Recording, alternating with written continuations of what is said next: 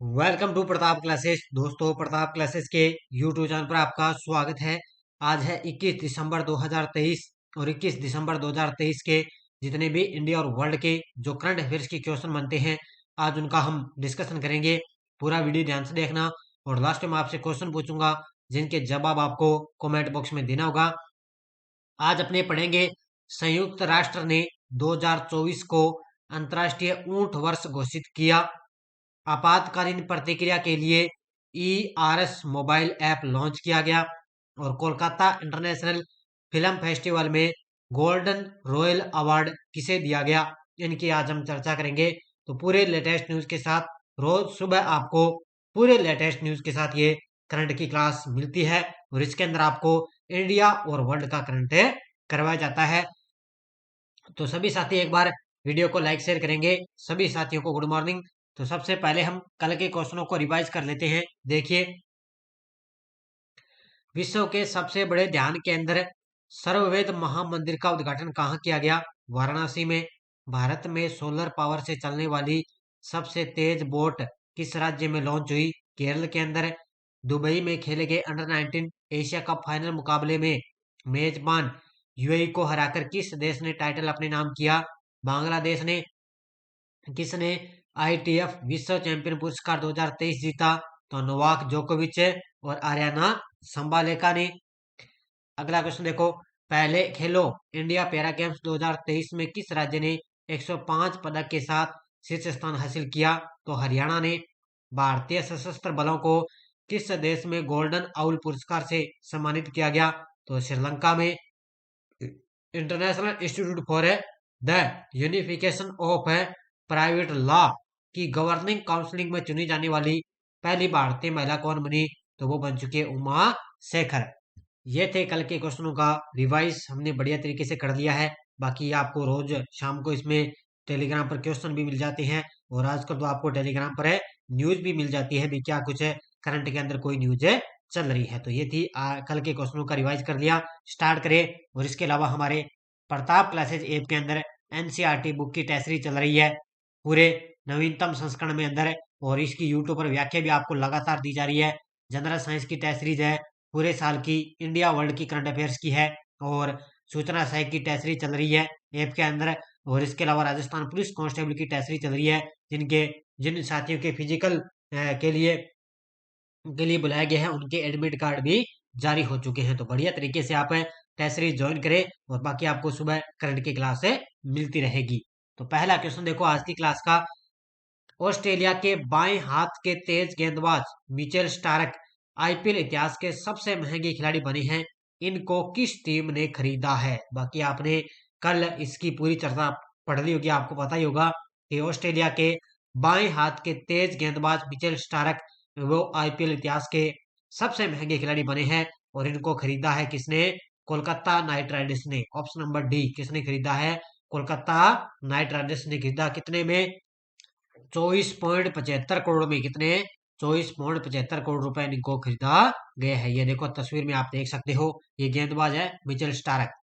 देखो, ऑस्ट्रेलिया के बाएं हाथ के तेज गेंदबाज मिचेल स्टार्क 8 साल के अंतराल के बाद IPL में खेलते दिखेंगे। उन्हें दुबई में IPL 2024 की नीलामी में कोलकाता नाइट राइडर्स ने 24.75 करोड़ रुपए में खरीदा है। इनकी इतिहास के अंदर सबसे ज्यादा ये महंगे चुने गए हैं 24.75 करोड़ रुपए में। इस मामले में उन्होंने अपने ऑस्ट्रेलियाई साथी और कप्तान पैट कमिंसन को पीछे छोड़ दिया, जिन्हें सनराइजर हैदराबाद ने 20.5 करोड़ रुपए में खरीदा है। तो ये उन्होंने अपने साथी को पीछे छोड़ दिया है और ये अब की बार 8 साल के अंतराल के बाद ये IPL में खेलेंगे। तो किसकी टीम में? कोलकाता नाइट राइडर्स की टीम में खेलेंगे। हाल ही में देश में पहली बार कोविड-19 के नए सब वेरिएंट JN1 की पुष्टि किस राज्य में हुई है? बड़ा शानदार पॉइंट है कि देश में पहली बार कोविड-19 के नए सब वेरिएंट JN1 की पुष्टि किस राज्य में हुई? तो ये देखा गया है मामला केरल के अंदर। कहाँ पर देखा गया है? जैसे अपने कोरोना आया था ना, कितना खतरनाक है, तो वही कोरोना का एक नया वेरिएंट आ गया जिसका नाम है JN1 और इसकी पुष्टि हुई है केरल राज्य के अंदर। देखो, डब्ल्यूएचओ ने 17 दिसंबर को एक चेतावनी जारी की कि जिसमें JN1 वेरिएंट की उभरती प्रकृति पर चिंता व्यक्त की गई, जिसे ओमिक्रॉन BA.2.86 या पिरोला के सब वेरिएंट के रूप में इसको पहचाना गया है। और ये पहली बार सितंबर 2023 में संयुक्त राज्य अमेरिका में पाया गया था। जो ये वायरस है ना, ये सबसे पहले सितंबर 2023 में अमेरिका में पाया गया और भारत के अंदर JN1 का पता लगा था 8 दिसंबर को।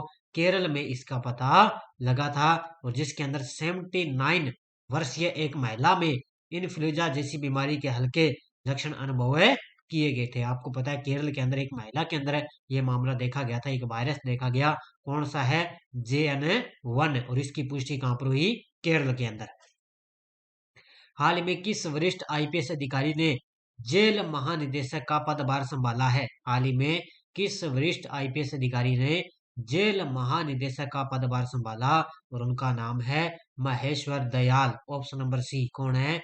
ये तस्वीर में आप देख सकते हो, ये है महेश्वर दयाल। बस इतना याद रखना है आपको। पॉइंट है कि वरिष्ठ आईपीएस अधिकारी महेश्वर दयाल ने 18 दिसंबर को आधिकारिक तौर पर जेल और सुधार सेवाओं के लिए महानिदेशक की भूमिका संभाली है। किस इजरायली फिल्म ने 29वें कोलकाता इंटरनेशनल फिल्म फेस्टिवल में golden royal Bengal tiger award जीता है? किस इजरायली फिल्म ने 29वें कोलकाता इंटरनेशनल फिल्म फेस्टिवल में golden royal Bengal tiger award जीता? और वो है फिल्म कौन सी?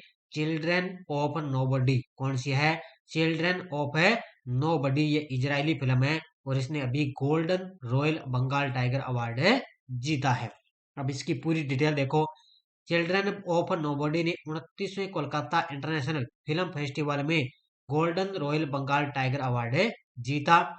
यह इजरायली नाटक एक सच्ची कहानी से प्रेरित है, उपेक्षित व्यक्तियों पर प्रकाश डालता है। यह याद रखना है। इसके अलावा देखो, वेनेजुएला के फिल्म निर्माता है कार्लोस डेनियल मालवे ने अपनी फिल्म वन वे के लिए सर्वश्रेष्ठ निर्देशक का golden royal Bengal tiger award जीता है। तो ये वेनेजुएला के हैं फिल्म निर्माता कार्लोस डेनियल ने, उनकी फिल्म है वन वे, उन्होंने अपने सर्वश्रेष्ठ निर्देशक का ये पुरस्कार जीता है।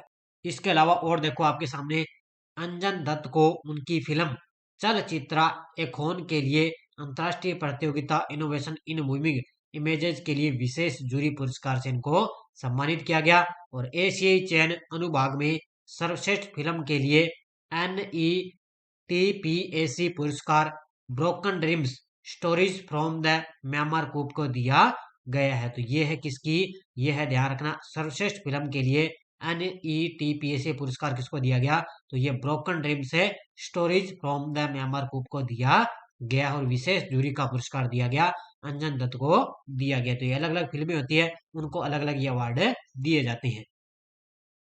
Gaja capital business book prize 2023 से किन पुस्तकों को संयुक्त रूप से सम्मानित किया गया? तो Gaja capital business book prize 2023 के अंदर किन पुस्तकों को संयुक्त रूप से सम्मानित किया गया? तो ये है अंगेस्ट ऑल आंडस और विनिंग मिडिल इंडिया। तो ये दो पुस्तकें हैं, इनको क्या है, Gaja capital business book prize 2023 से इन दोनों पुस्तकों को सम्मानित किया गया। ये दोनों पुस्तकों के ये 3 लेखक हैं। ये तस्वीर में देखो आप, देखो, Gaja capital business book prize 2023 ने 2 असाधारण कथाओं against all odds the IT story of India और winning middle India the story of India's new age entrepreneurs का ताज पहनाया गया है। और इन पुस्तकों के लेखक हैं क्रिस गोपाल कृष्णन, एन दया सिंधु और कृष्णन नारायण। ये 3 लेखक हैं इन दोनों पुस्तकों के। और अभी इनको Gaja capital business book prize दिया गया है। हाल ही में किसने त्वरित आपातकालीन प्रतिक्रिया के लिए ERS मोबाइल ऐप लॉन्च किया है? हाल ही में किसने त्वरित आपातकालीन प्रतिक्रिया के लिए ERS मोबाइल ऐप लॉन्च किया? और ये लॉन्च किया है NHAI, यानी कि किसने? राष्ट्रीय विकास प्राधिकरण राजमार्ग ने।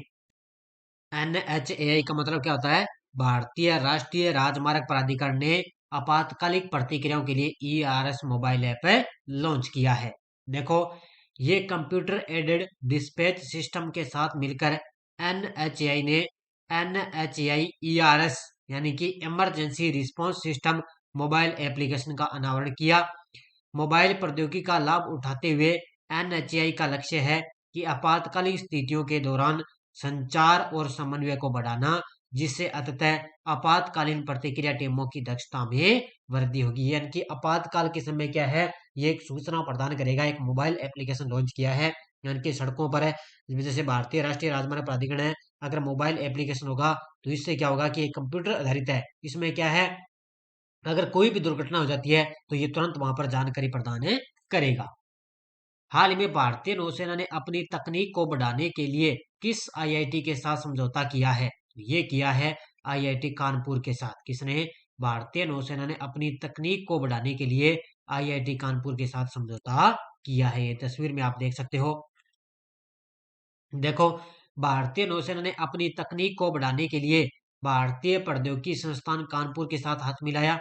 इसमें नई दिल्ली नौसेना मुख्यालय में सहायक प्रमुख डॉकयार्ड और रिफिटिस रियल एडमिरल के श्रीनिवास और आईआईटी कानपुर के निदेशक प्रोफेसर एस गणेश ने इस समझौते पर हस्ताक्षर किए हैं और इसके तहत प्रौद्योगिकी विकास और नवीन समाधानों को आगे बढ़ाया जाएगा। तो ये भारतीय नौसेना के साथ आईआईटी कानपुर ने समझौता किया है।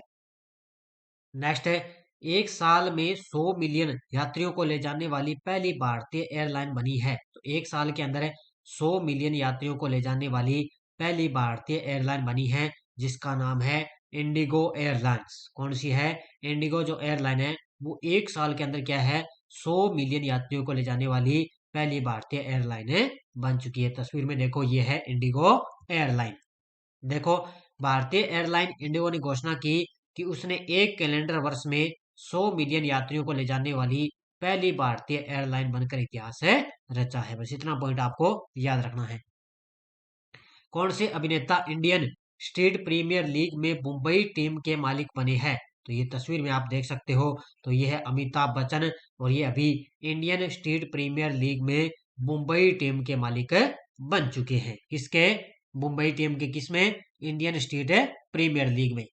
देखो, अभिनेता अमिताभ बच्चन ने Indian street premier league ISPL में मुंबई टीम के मालिक बनने की घोषणा की है। आईएसपीएल यानी कि भारत का पहला tennis ball T10 cricket tournament है जो स्टेडियम के अंदर खेला जाएगा। यानी कि भारत का पहला ये टेनिस बॉल T10 आ गया क्रिकेट टूर्नामेंट है जो स्टेडियम के अंदर खेला जाएगा। और इस तरह के पहले टूर्नामेंट का आयोजन 2 से लेकर 9 मार्च तक मुंबई में होगा। यानी कि 2 मार्च 2024 को लेकर 9 मार्च 2024 को मुंबई तक इसका आयोजन होगा।